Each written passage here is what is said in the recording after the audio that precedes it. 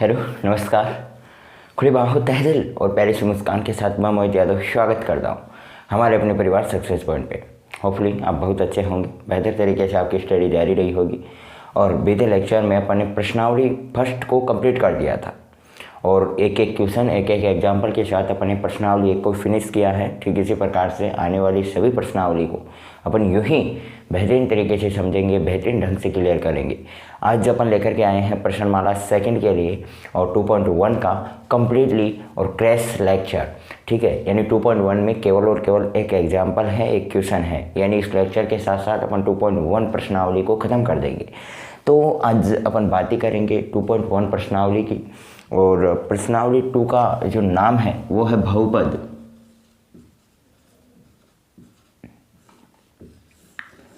सबसे पहली बात आती है बहुपद। तो वैसे तो अपन ने बहुपद के बारे में 8-9 क्लास में चर्चा की ही होगी और 9th क्लास में तो शायद बहुपद का चैप्टर भी था।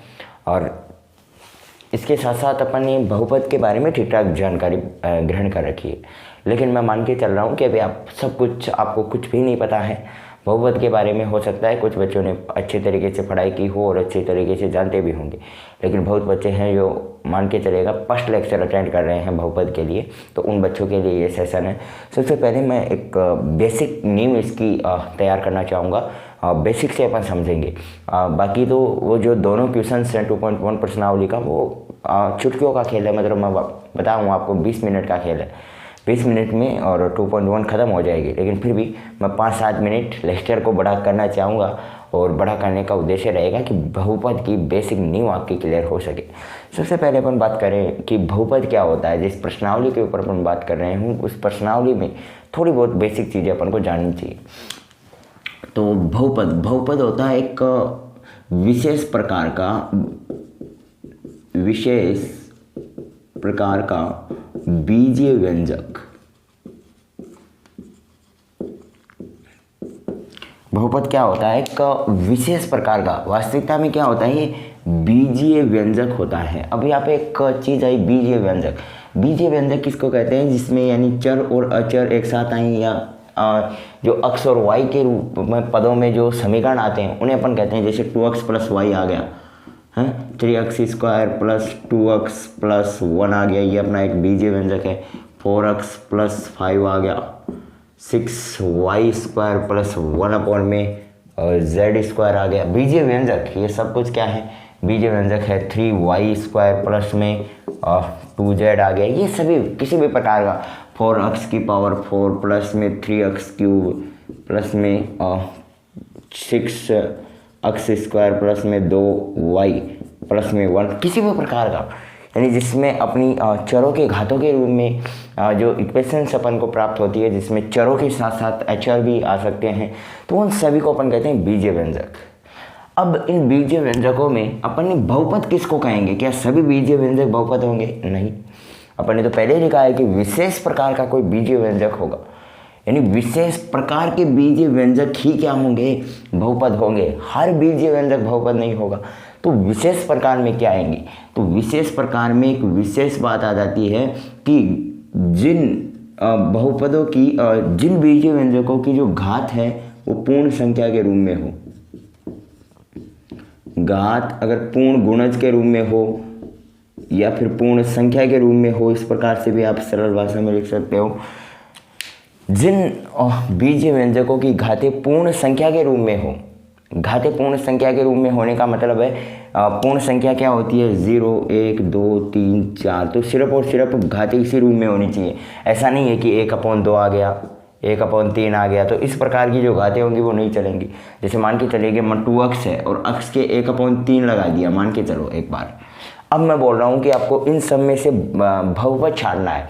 बहुपद में अपन बोल रहे हैं कि जिन बीजीय व्यंजक, ये सभी के सभी बीजीय व्यंजक आएंगे, ये तो बात क्लियर है, लेकिन उनमें घातें पूर्ण संख्या के रूप में हो, वही क्या होते हैं भाई? बहुपद होते हैं। जैसे अब आप फर्स्ट क्वेश्चन का फर्स्ट एग्जाम्पल ही ले लो। इसमें घात क्या है भाई? y की पावर तो एक चल रहा है, लेकिन x की पावर 1/3 है। x की पावर 1/3 भाई पूर्ण संख्या के रूप में नहीं है, मतलब ये बीजीय व्यंजक तो है लेकिन बहुपद नहीं है। बात करें इसकी तो 3x² है, 2x के पावर में नहीं है तो अपन पावर में 1 लगा सकते हैं। तो ये वाली भाई बिल्कुल और बिल्कुल बहुपद है, 4x1 + 5 बहुपद है। अब देखो यहाँ पे कुछ बच्चे बोलेंगे हाँ बिल्कुल भाई घाते यहाँ पे 2 है ना। सबसे पहले जो घाते होनी चाहिए वो बिल्कुल एक इक्वेशन के रूप में होनी चाहिए। इसमें ये देखो हर में नहीं होना चाहिए, सब कुछ काम अंश में, बिल्कुल एक सीक्वेंस वाइज इक्वेशन। तो सबसे पहले आप इसको इक्वेशन बनाओगे तो 6y² प्लस में और z नीचे स्क्वायर में है, ऊपर आप लेकर के आओगे तो -2 आ जाएगा भाई, ऊपर इन्वर्स में आ जाएगा। तो ऊपर इन्वर्स में आते ही आप देखोगे भाई -2 आ गया। यहाँ पे तो पूर्ण संख्याओं में -2 नाम की तो कोई चीज़ होती नहीं है, मतलब ये बहुपद नहीं है। ठीक है, यहाँ पे आप देखोगे तो 2z⁴ है, बिल्कुल भाई सभी पूर्ण संख्याओं के रूप में है तो बहुपद है। यहाँ पे देखो 4 है, 3 है, 2 है, इसके 1 लगा देंगे तो ये भी अपना बहुपद है। तो ये सभी संख्याएं अपनी बहुपद है। तो बहुपद किसे कहते हैं? एक विशेष प्रकार का जो बीजीय व्यंजक हो उसे बहुपद कहते हैं। तो होपफुली ये चीज़ तो आपको क्लियर हुई होगी। अगर आप स्क्रीनशॉट लेना चाहें तो ले सकते हैं। ठीक है, आगे बढ़ूं।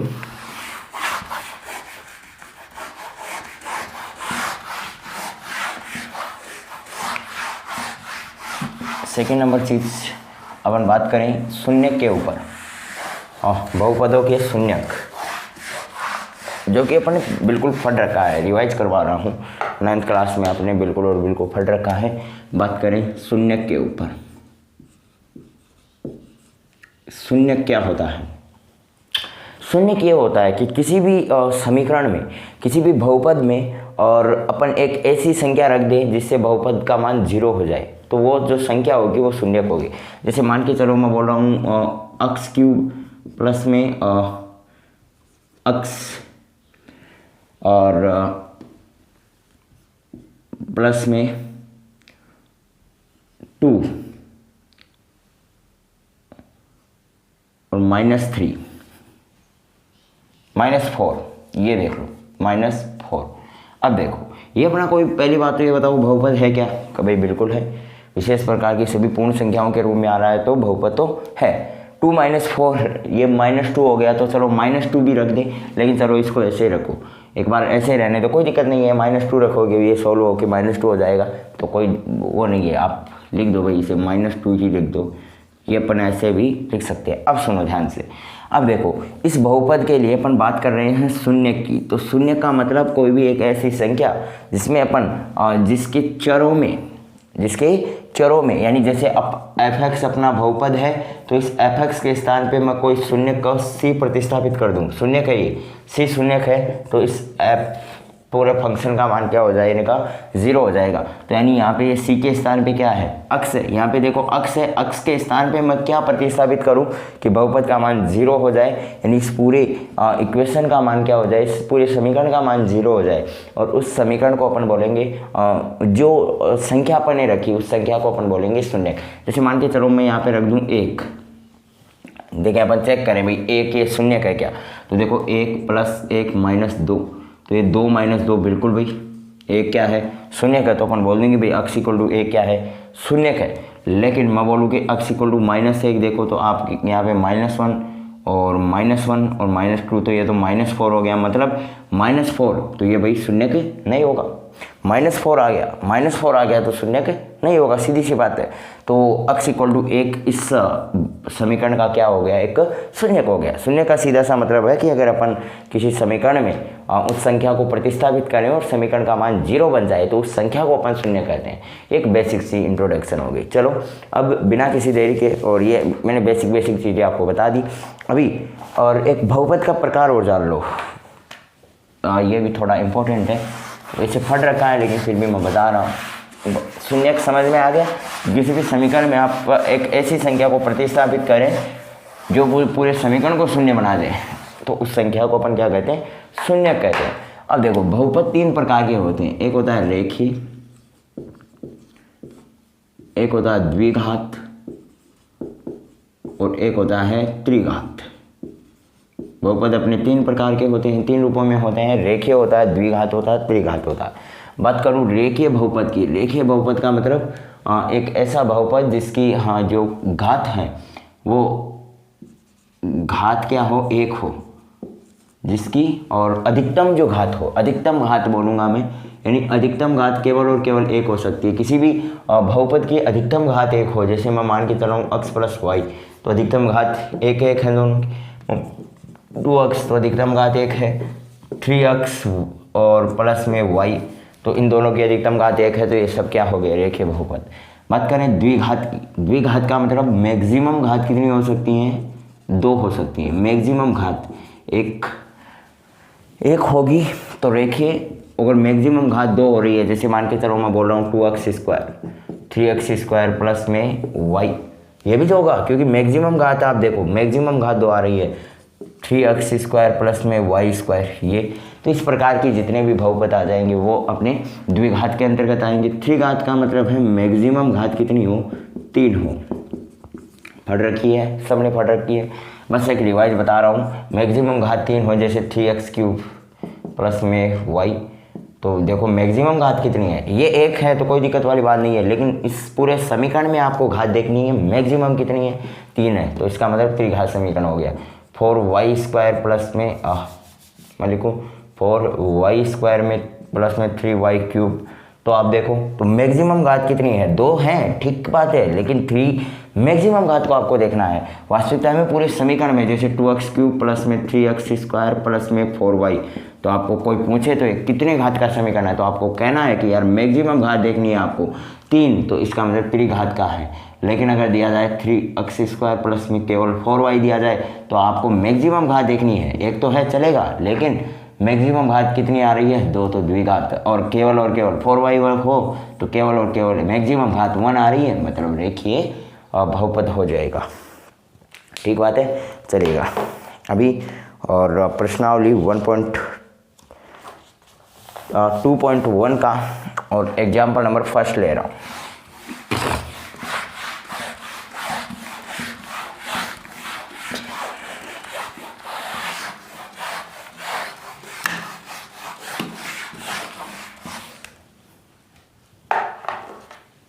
एग्जाम्पल नंबर ले रहा हूँ फर्स्ट, बहुत ही आसान है, लल्लू है। और एग्जाम्पल फर्स्ट है कि नीचे दी गई आकृति 2.9 में ग्राफों को देखें। लिखिएगा जल्दी से, नीचे दी गई आकृति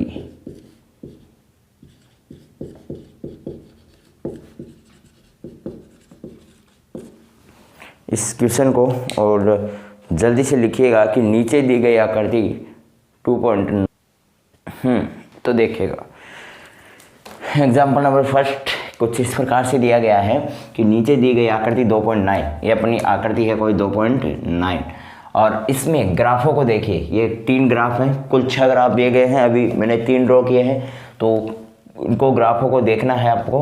और प्रत्येक आकृति y = px, प्रत्येक आकृति क्या है, y = px, जहाँ px एक बहुपद है, px कोई भी बहुपद है, यहाँ पे प्रत्येक आकृति में y = px, ये कोई भी आकृति है, यानी y और x के दोनों पद आ रहे हैं, px यहाँ पे बहुपद है।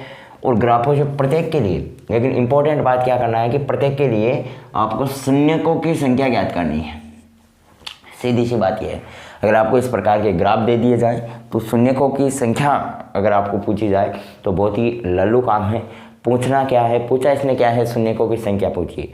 अब देखो शून्यकों की संख्या अगर आपको मैं बताऊं, कभी भी आपको पूछे शून्यकों की संख्या ग्राफ दे करके और आपको शून्यक पूछे तो शून्य कितने होंगे, इस चीज़ को छानने के लिए आपको देखना है कि ग्राफ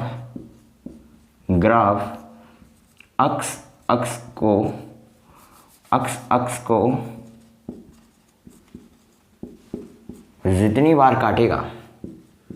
जितनी बार काटेगा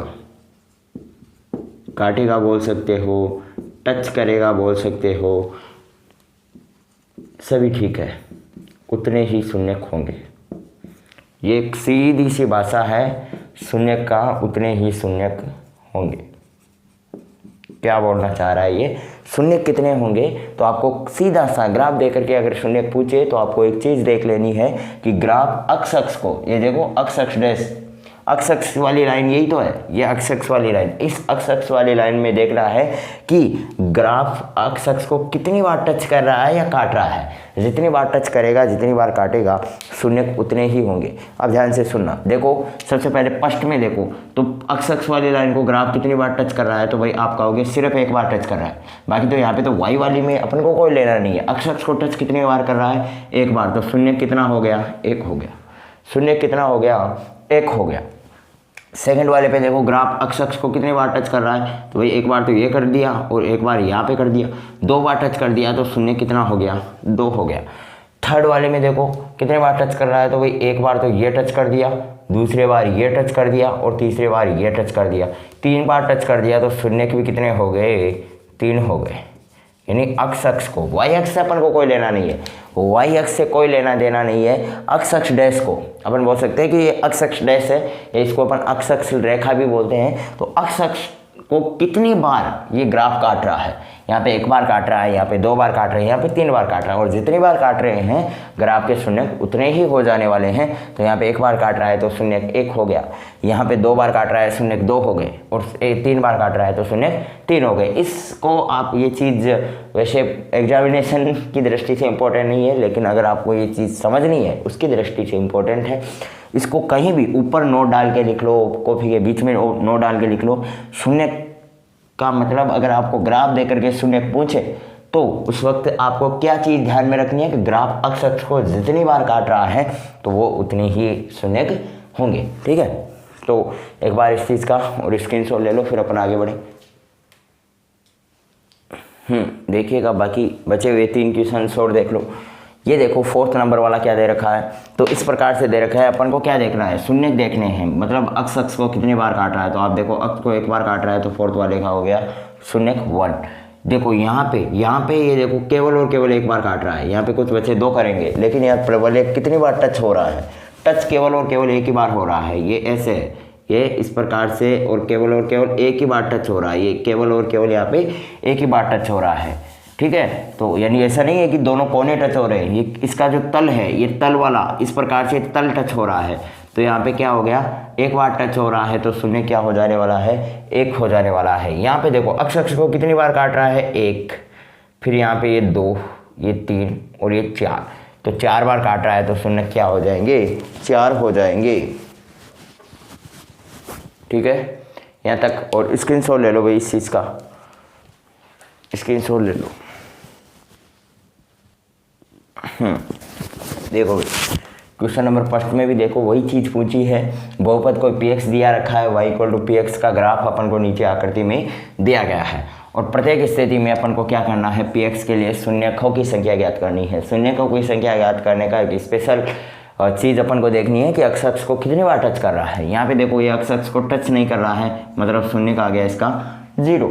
यहाँ पे देखो ये अक्स अक्स को कितनी बार टच कर रहा है, तो केवल और केवल अक्स अक्स को एक बार टच कर रहा है, तो शून्य किसका आ गया, 1। और यहाँ पे अक्स अक्स को कितनी बार टच कर रहा है, तो एक बार तो ये टच कर दिया, एक बार ये कर दिया और एक बार ये कर दिया, तो इसके शून्य का आ गए 3। ठीक है, बस सीधी सी बात है, आगे बढ़े। स्क्रीनशॉट ले लो भाई। ठीक है, और ये लास्ट और फाइनल इसके 3 क्वेश्चन अपन देख लेते हैं। तो देखिएगा यहाँ पे शून्य को कि अक्स अक्स को कितने बार काट रहा है, तो एक बार ये टच कर रहा है, एक बार ये टच कर रहा है, तो शून्य कितने हो गए, 2 हो गए। यहाँ पे कितने बार टच कर रहा है, तो एक बार ये काट रहा, एक बार ये काट रहा, एक बार ये, एक बार ये, यानी शून्य कितने हो गए, 4 हो गए। यहाँ पे देखो कितने बार टच कर रहा है, 1, 2 और 3, तो 3 हो गए शून्य, तो 2, 4, 3 इसके शून्यकों की संख्या आ गई। ठीक है, यहाँ तक एक बार स्क्रीनशॉट ले लो। यहाँ तक और क्लियर होगा, और बहुत ही क्लियरली 2.1 को और अपन ने समाप्त कर दिया। अभी टाइम बहुत है, क्लास बहुत ही छोटी बनी है, और अगर चाहते तो क्लास को 10 मिनट में भी कंप्लीट कर सकते थे, लेकिन थोड़ा बेसिक अपन ने इसको जाना।